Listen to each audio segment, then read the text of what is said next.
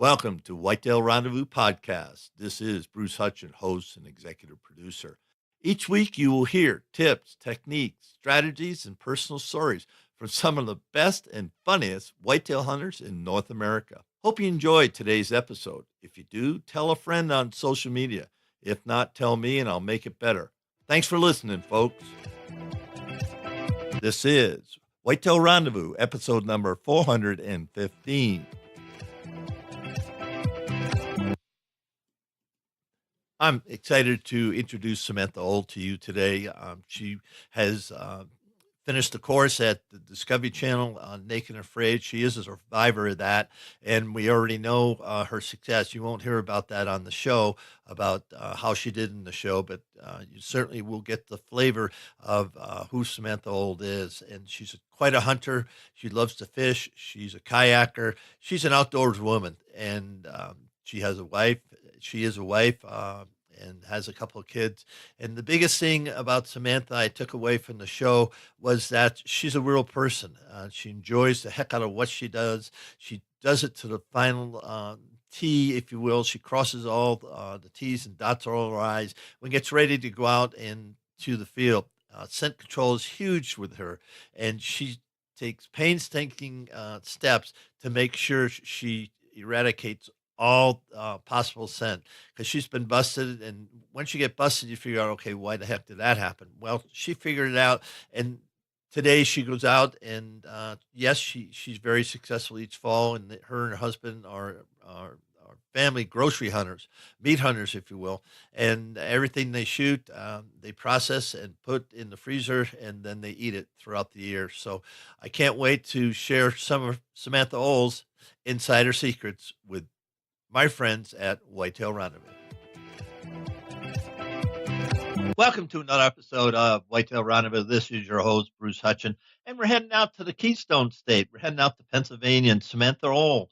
And Samantha and her husband have Keystone Outdoors, and she's going to tell us about that. And on August 13th at 10 p.m. on the Discovery Channel, this young lady is a survivor for Naked and Afraid. So this is it's really kind of cool to have a lady that went out there and put it all on the line and survived someplace in the world. So Samantha, welcome to the show. Hi, thank you. Thank you for having me. Well, we're excited about that. And so let's just promo Naked and Afraid show coming up. Tell us why you get into that and how that relates to you being a hunter. Well, okay, I actually was not seeking out to be on Naked and Afraid. I was just posting pictures on my Instagram of me hunting and me fishing. And I guess I might have had some good hashtags that Discovery, the casting crew found interesting. The next thing you know, I found a couple comments on a lot of my hunting photos and said, hey, this is awesome. You should really apply for, to go on Naked and Afraid. And I'm like, no way, this can't be real. Like, no, it's just little old me. Well, they tried to talk to me twice on Instagram. Next thing you know, I get a message on Facebook, and then I get a comment about liking one of my photos. And I'm like, man, this is for real. And so I asked my husband, and I said, what do you think? And at first, he was like, it's naked. And I'm like, I know. And then he's like, well, he said, whatever makes you happy, dear, I support you. So next thing you know, I apply, and I'm on an airplane. And we're going to find out what happens on August 13th. Let's talk about. I can't tell you the ending. No, I understand. We talked about that in the warm up. So, folks, you're not going to hear. You're going to have to watch the show. That's all I can say. But let's talk about the hunting aspect, because they found you because you were posting hunting pictures and fishing pictures. So, what's hunting really meant to you to get you to that point? I mean, because everybody in the world's not on that TV show. Yes. For hunting, to me, and fishing, honestly, it's just it's my way of life, my family's way of life. It's what we live and breathe, quite honestly. And when you think of that, what's the hunting tradition in your family? Did you grow up hunting, or My husband grew up hunting. I did not. I started hunting 2 years ago, and I took an interest because my husband would always take me out, and I would just sit with him, and I'd film him, take pictures, and I would do all that part, and then I never really hunted, and I finally found an interest one day. I said, "Can I get a hunting license?" And he said, "Sure." He said, "Definitely, let's try it." And next thing you know, I killed my first wild boar, and after that, I was hooked. So, needless to say, since that experience, that's how it's all came about this whole entire life so far now. What advice would you give other ladies that are going to hear the show, see the show about getting involved in the outdoors? For ladies, I honestly think it is a great way, especially if you're married. I know that we always want time with our husbands, but you know what? It is one of the best experiences, best times that me and my husband have. It from the moment of, getting a harvest or just being out there in the wilderness together. For some reason, it's a really great feeling, and I really encourage the ladies and younger youth to go out there because I feel like it gives you a sense of self-worth. It shows you that you, like we as women, are capable of also bringing home a harvest and to feed our family. Because I know every time when I bring a white-tailed deer home, and I'm like, I tell my kids what they're eating, and I'm like, this is what mommy got, and it's just so wonderful.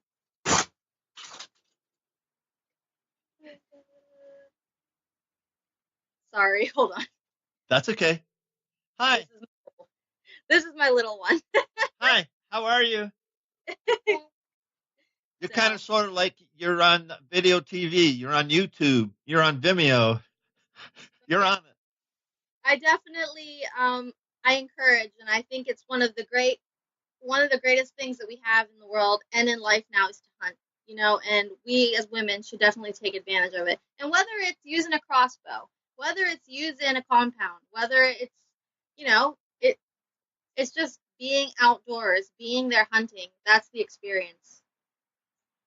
Now, when you think about bringing food home and eating organically, we chat about this in the warm up to the show. What does organic eating mean to you? Organic eating to me is knowing where my harvest came from. I we bring home the white-tailed deer. I know it's not from a grocery store. I know it came from the wild. I know it's going on my table, and I cut it up, and that's it. But I will say I've gotten organic. What about the food they're eating in the food plots, and what about the corn in the cornfields? How do you know that's organic corn? Well, I just think organic's a real big label now. So I just know organic to me is I brought that meat home for my family. When we think about whitetail hunting, let's switch over to tips and techniques and lessons learned. Um, in the warm up, we mentioned about three different things you wanted to talk about. So let's talk about two things that you said: the mental preparedness and the physical preparedness helps you be a successful hunter. What do you mean by that? For mental, honestly, it's for me. It's getting my head in the game. Every morning when we're about to go out, I have to pump myself up before I sit in that tree stand or before I put myself down on that by that tree. I have to mentally tell myself, you can do this, you're going to do it, you're going to be successful. I mean, there's days I go out in the tree stand and I may not see anything and I feel unsuccessful. I mean, it makes you get down sitting there that long and not seeing anything. So, you got to mentally prepare yourself to not give up. It's a challenge and I look at it as never give up. And I just feel like your head needs it's like playing a sport. Your head needs to be in the game. Yeah, I would agree because especially with all day sits during a rut, you get in the stand at 6:30, 7 o'clock or earlier, and then you don't get out till dark. It's hard to stay in the stand, but you know that 5 seconds of you know thrill or excitement when that Mr. Wonderful, as I call him, comes by your stand makes it all worthwhile. And some people don't understand that at all. They No, you can't don't. grasp they can't grasp that. I know, and that's the thing. I know some people who hunt and they'll sit up there for like 3 hours, and if they don't see anything, they're like, "I'm done." It's that's the mental breakdown, and I don't want. I try to never get to that point, even if I haven't seen anything the first 3 hours. I try to mentally say, you know what, stick it out. There's a reason you're out here. So Yeah, and it does take investment or time, unless, even on private land, it doesn't really matter. Those bucks are going to move when they're going to move, and you just have to be there, especially yep, during the rut, because you don't have any idea of what time of day they're going to come through. They could come through at 7 o'clock, 11 o'clock, 1 o'clock. You just don't know. definitely, definitely. I've Now, had let's experiences like that. have you tell us, you Yeah. laughing, so tell us one of those experiences. So like the whole archery season, I was sitting out in my stand last year just waiting for this 8 point. Me and my husband were like, one of us will see this 8 point. I'm sitting out there waiting every day. The next thing I know, the last day of archery, the rut was in full effect. We had a very weird season this past year, and there were bucks everywhere. There was deer everywhere. It was like deer heaven for me. But I was just waiting, and finally that 8 point came in, but he was not in any range of shooting, and I kept grunting and doing everything I could, and he was on a mission, and he went up, and I never got a chance to get him. You're making a lot of noise. Sorry. So did you take a smaller deer, or you just didn't get a No, I buck? I was just gonna wait till rifle season. I said, all right, I'll just try on rifle because I just knew nothing was the ones that were coming up to me that were close. They weren't even legal. So I didn't even. I had already harvested my doe, so I wasn't gonna try anything else, and I wanted to wait. So a legal buck where you are is it's a 2 pointer, 4 pointer. What's a legal buck? Four. 4 point. Yep, 4 points. So that's got to be frustrating when you're seeing a lot of deer and they just Oh, it don't have the is. horns. It definitely is so frustrating, but it's gonna be awesome this year because our son, finally got his youth mentor. So this year is going to be a good year for him because there's plenty out there for him to get one in. No, are you hunting private land or public land? Private. It's our family's property, so How many acres do you have? it's what, about 4 acres. Okay.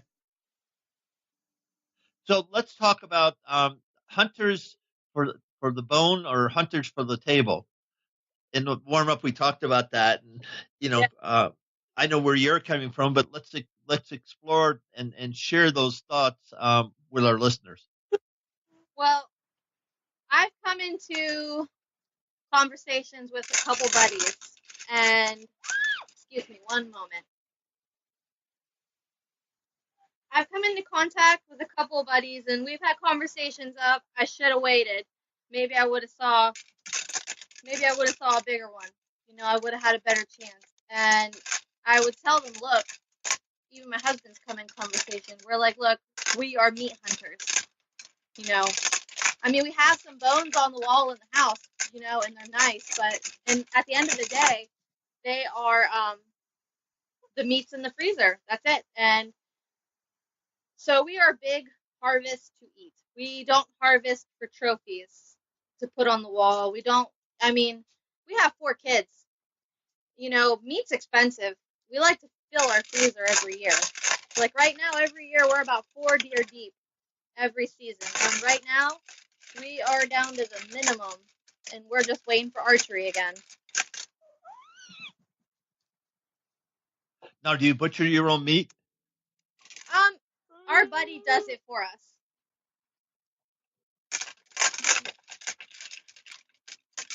So you have a friend that will take it down, Yeah. break it down, and wrap it and everything? Yeah, our buddy, we got it, we do all that, and then we take it up to him. He'll cut it up, make steaks for us. We don't add, even in our ground deer, we don't add anything.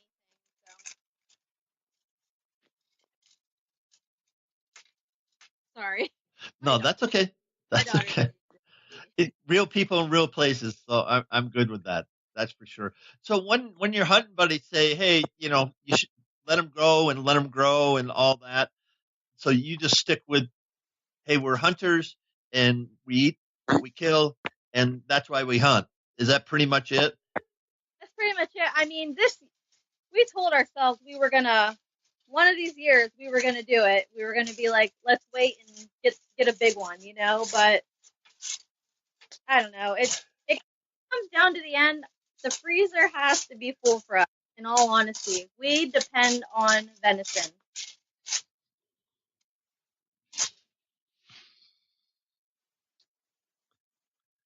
Here, I'll get you a cookie. Come on, let's go.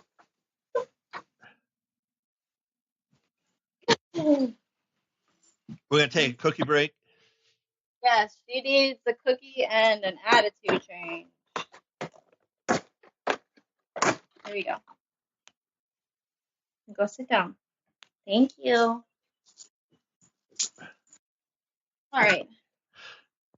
Let's go back to your tips and techniques and talk about scent control and why that's so important to you. Well, scent control is one important thing for me because I learned to really be scent free. I will tell you experience I had when I first started hunting. I went in, I took a scentless shower. I did that, but I guess some of my clothing still weren't scent free, and I got caught a couple times, and I really didn't understand the first couple years of hunting that why I kept getting caught, and finally I'm just like, man, it's my scent. And I just kept getting better at being scent free every time I went in. So these past experiences, I've been really able to creep up and be down at the stand without being caught, without scaring anything, spooking anything. It's so. I mean, I really think being scent free is very important.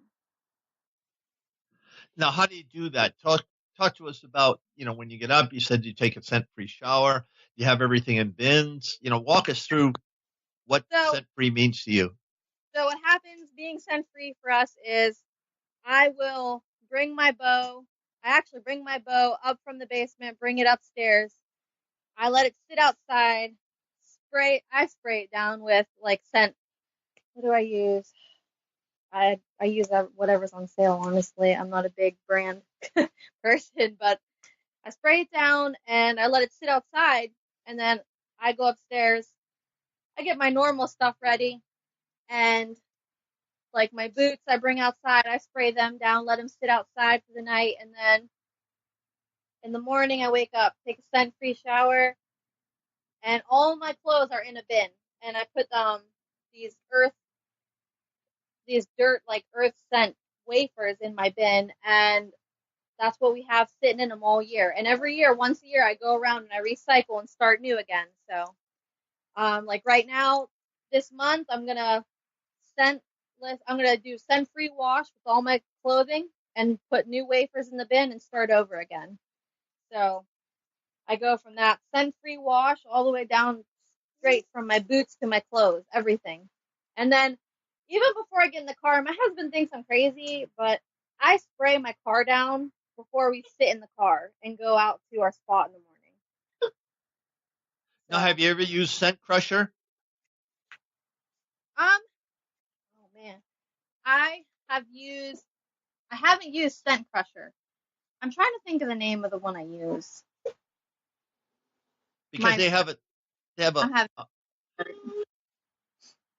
I've heard a I'm, lot of good things about Scent Crusher. I personally don't use it, um, just because I haven't tried to use it.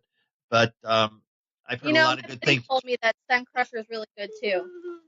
Yeah, for the car, especially for the car, you just put it in there, and it works well. So there's a shout out for Scent Crusher. Huh. I'll have to try that.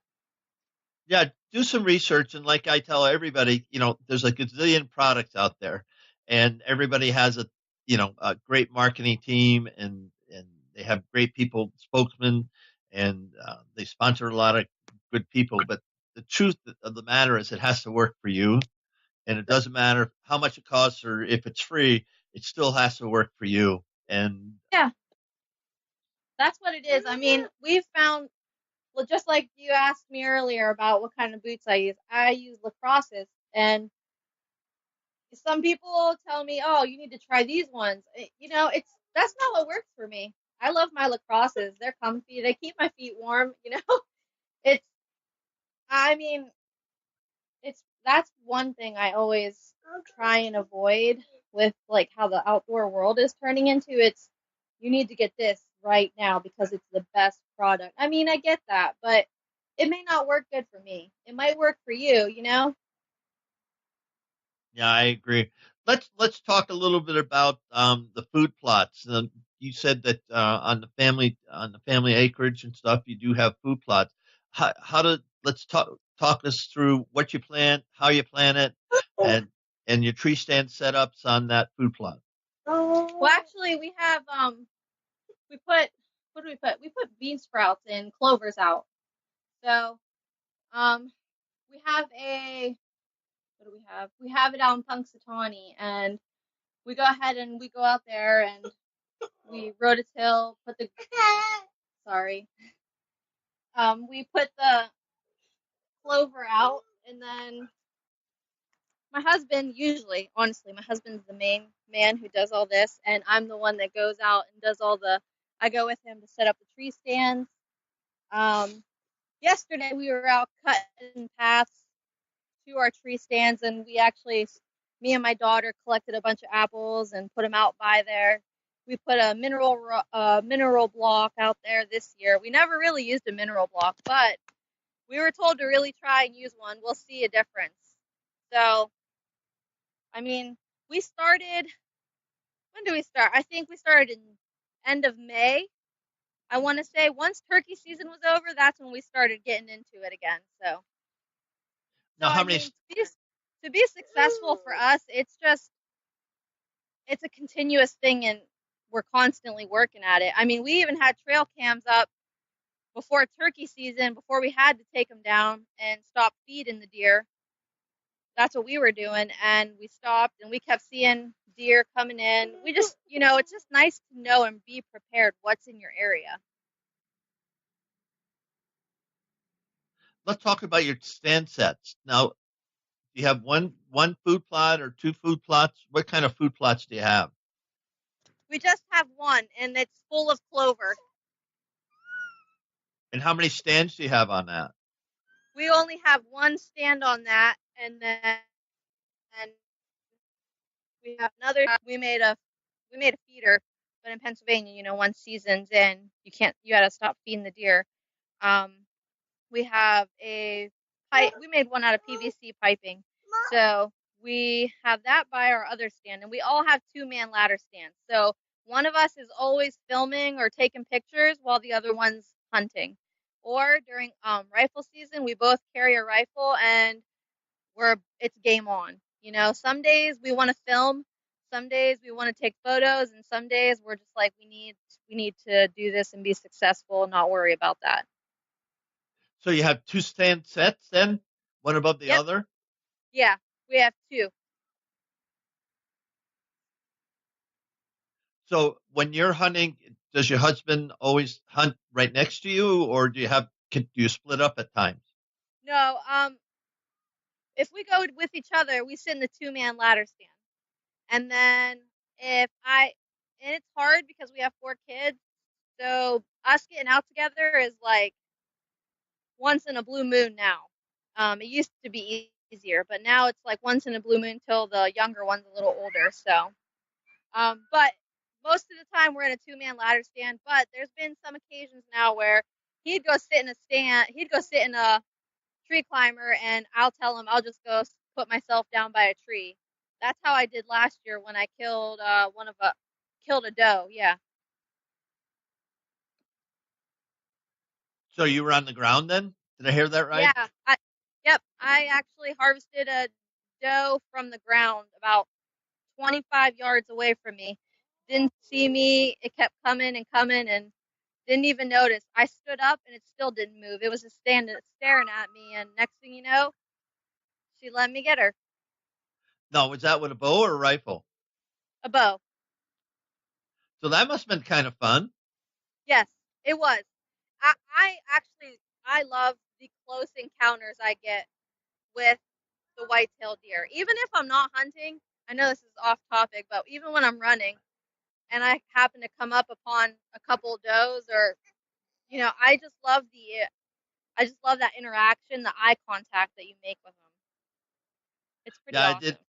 It is thrilling to be that close to a wild critter, Yeah, and I mean, a couple times I've had my dog, and there's been doe just staring at us and looking, and they would just still keep coming towards us, and I'm just like, and me and my dog are sitting there watching them.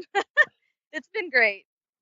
That's great. We're at the time in the show now, Samantha, that you get a chance to do some promos and some shout outs to the family, friends.